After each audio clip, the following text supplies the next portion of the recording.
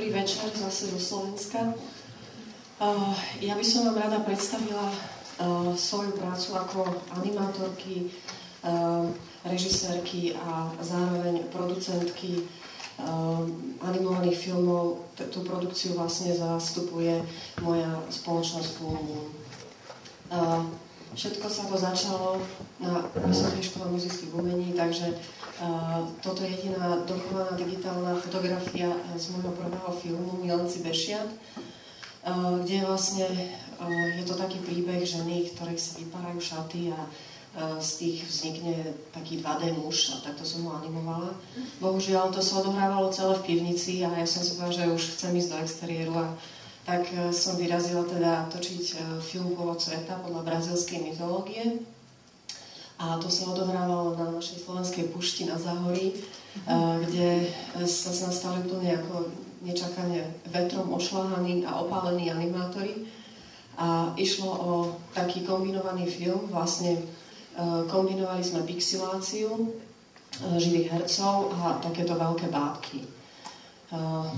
Bolo to dosť náročné vzhľadom k tomu, že vlastne niektoré tie bábky, konkrétne najväčšia z nich, ten boh Tupán, mal asi 3,5 metra, takže cítili sme sa naozaj ako športovci, ale postupne teda vo mne dozrievala myšlienka, že na týchto farebných obrazoch napríklad vodu znázorňovala tam tá látka, to bolo asi 500 metrov, tak vo mne zrela tá myšlienka, že vrátiť sa späť do toho ateliéru.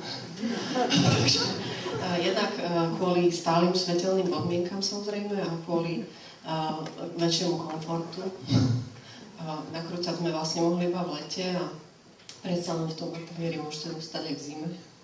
Takže začala som pracovať na svojom ďalšom projekte, animovanom muzikáli Kamene, ktorý má 26 minút.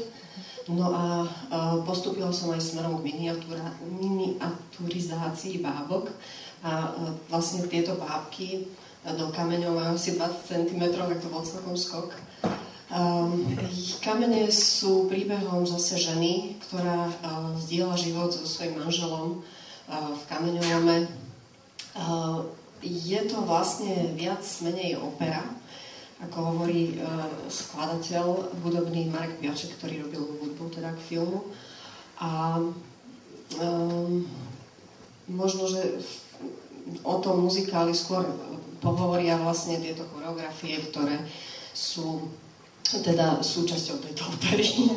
Takže takto vyzerajú robotníci v kameňolome, ktorí tancujú. A celá tá scéna mala nakoniec predsa len asi 36 metrov štvorcových a hoci tie bábky boli miniatúrne, no tak bolo ich zase 11, takže zase mi to tak nevyšlo s tým malým projektom. Toto je hlavná hrdinka, ako to už v tých melodramatických príbehov býva, tak ona takto tancuje v noci v kameňolome, v nočnej košeli chodí a je smutná. No. Áno, tu som pripravila pár fotiek zo zákulisia vlastne z tej animátorskej práce, takže ako vidíte, pracuje sa pinzetou, to je bars. A ja som pre tú animáciu zaviedla taký pojem, že to je taká taktilná animácia, pretože v podstate akýkoľvek pohyb rozhýbal tú bábku tak, že vlastne stačili naozaj iba dotyky. No, na tejto fotke je kľúčová postava toho filmu a to je kameraman Peter Hudák. V popredí vidíte rameno, ktoré sám vyrobil a to rameno nám vlastne umožňovalo hýbať alebo vyrábať jazdy, realizovať vlastne jazdy tým priestorom. Je to z dreva a zo stavebnice Merkur, čo bola celkom zaujímavá vec na to, aké sú tie jazdy plynulé. A samozrejme všetko sme snímali na zelenej ploche, čiže na kľúčovacom zelenom plátne a Peter teda nasnímal približne 300 časozberov, ktoré potom sme postprodukčne pridávali za obraz. No toto je pohľad do toho ateliéru. Bol tam neporiadok a teda, ako vidíte, tu je ešte stará kolibská jazda, no aj s tým ramenom naším, cementové veci a proste som si povedala, že a bolo to ponuré celé, že treba ísť do niečoho farebného. Medzi tým rástli moje deti. Tak to je ešte fotka, predsa len, že sme sa s tými kameňmi dostali do exteriéru, takže aspoň sme nahrávali ruchy v reáli. v reálnom kameňolome. No ale tak napriek tomu zrelo teda to rozhodnutie začať robiť niečo pre deti nejak zmysluplne, aby to nebolo smutné, a tak som sa pustila do večerníčkového seriálu, ktorý som pokladala za akoby dôležitý taký verejný prínos, lebo na Slovensku moc sa toho teda nerobí pre deti v oblasti animovaného filmu, a tak som teda sa do toho pustila. Máme 13 dielov, v súčasnosti vlastne je to koprodukcia so Slovenskou televíziou. Toto je hlavná hrdinka, ktorá je slepá, takže je to celkom taká štandardná rozprávka.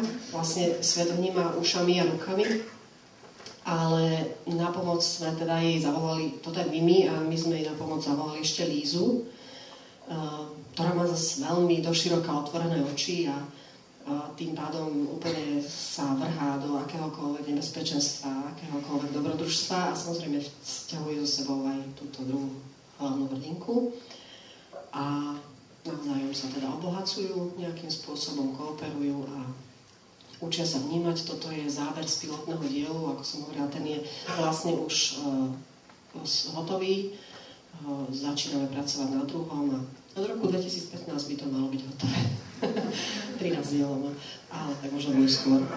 A ten prvý diel sa volá Tmy sa nemusíš báť, kde v podstate sa volá Tmy sa nemusíš báť. A nakoniec som pripravila taký malý intimný pohľad. Toto je vlastne ilustrácie, sú z knižky Čarodejník z krajiny Oz, ktoré v podstate robím v intimite svojho pracovného stola, čo je presne to, čo mám rada a chcela by som robiť. No, stála som nejak pri tom animovanom filme, takže ďakujem.